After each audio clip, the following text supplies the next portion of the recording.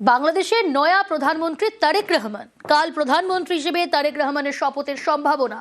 17 বছর পর দেশে ফিরে তারেক রহমানের বাজিমাত। পদ্মা পারে একাই সংখ্যাগরিষ্ঠ বিএনপি। জোড়া আসনে বিএনপির চেয়ারম্যান তারেক রহমানের জয়। খালেদার মৃত্যুতে সমবেদনার ভোট বিএনপির ঝুলিতে।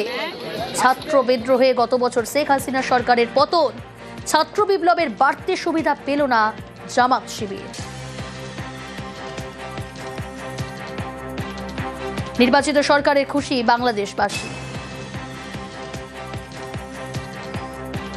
আমি আবেগে আপ্লুত এবং খুব খুশি। স্বতঃস্ফূর্তভাবে বলতে পারি আমি খুবই এক্সাইটেড এবং খুবই খুশি। এটা গণতান্ত্রিক সরকার এটা গঠিত হয়েছে, আমি নিজে ব্যক্তিগতভাবে খুশি।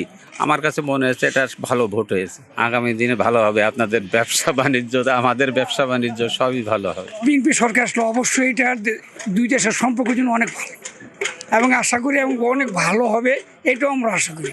এবং আমি খুব খুশি যে বিএনপি সরকার ক্ষমতা আসছে। এখন মেজরিটিতে বিএনপি আছে। এখন আমরাও চাই বাংলাদেশের সাথে ইন্ডিয়ার সম্পর্কটা খুবই ভালো হোক, সুসম্পর্ক হোক, আমরা যাতে সুন্দরভাবে জীবনযাপন করতে পারি।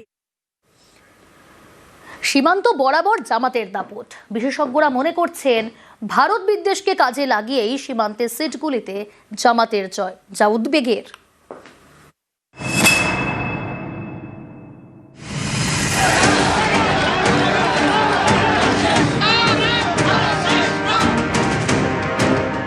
বাংলাদেশে ভোটে ভরাডুবি, কিন্তু ভারত বাংলাদেশ সীমান্ত এলাকার আসনগুলিতে কট্টরপন্থী দল জামায়াতে ইসলামীর দাপট, যা নিয়ে অনেকেই সিঁদুরে মেঘ দেখছেন।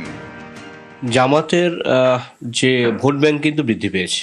আগে 12% আশেপাশে জামাতের ভোট থাকতো, সারা বাংলাদেশে প্রায় 40%-এর কাছাকাছি ভোট। তো বিভিন্ন কেন্দ্রে কিন্তু হাড্ডাহাড্ডি লড়াই হয়েছে বিএনপির সাথে। লালমনিরহাট বলে যে জায়গাটি রয়েছে বাংলাদেশে, যেটা আমাদের উত্তরবঙ্গের সংলগ্ন অনেকটা বাগডোগরা এয়ারপোর্টের কাছাকাছি, সেই অঞ্চলে চায়না নিউ এয়ারবেস তৈরি করছে এবং সেই এলাকায় বিভিন্ন রকম জঙ্গি ঘাঁটি রয়েছে। জামাতের দখলে অসম ঘেঁষা মৌলভীবাজার 1, মেঘালয় ঘেঁষা কুড়িগ্রাম 4, কোচবিহার লাগোয়া লালমনিরহাট 1, উত্তর 24 পরগনা ঘেঁষা সাতক্ষীরা 3, নদিয়া ঘেঁষা মেহেরপুর 1, মুর্শিদাবাদ ঘেঁষা চাঁপাই নবাবগঞ্জ 1, চাঁপাই নবাবগঞ্জ 3 এবং রাজশাহী 1, মালদা ঘেঁষা চাঁপাই নবাবগঞ্জ 2। এই চাঁপাই নবাবগঞ্জ সীমান্তবর্তী মালদার সুখদেবপুরে গত বছর ভারতীয়দের উপর হামলা চালায় বাংলাদেশি দুষ্কৃতীরা।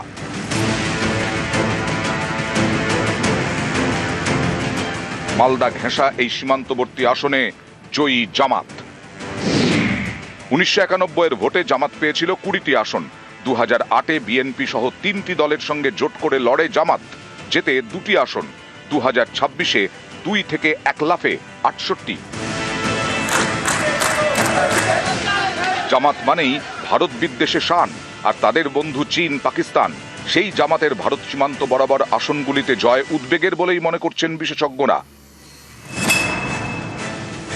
জামাত কিন্তু হেরে গেলেও তারা তাদের যে নেটওয়ার্ক, ক্যাডার বেস দল, তো তারা কিন্তু শক্তিশালী করবে। বাংলাদেশে যেহেতু এখন আইএসআই খুব শক্ত ঘাঁটি গেড়েছে, ফলত এটা আমাদের উদ্বেগের জায়গা রইল। আমাদের নিজস্ব যে সেলফ ডিফেন্স, সেটাকে তো মজবুত করবে আমাদের এই দিক থেকে। আরেকটা হচ্ছে ডিপ্লোম্যাটিক মেজার্স, অর্থাৎ বিএনপি কনফিডেন্সে আনতে হবে এই সরকারকে। সেটা যদি হয় তাহলে জামাতকে পরোক্ষভাবে চাপ দেওয়া সম্ভব হবে। ভারতকে কাউন্টার স্ট্র্যাটেজি নিতে হবে। নিউজ 18 বাংলা।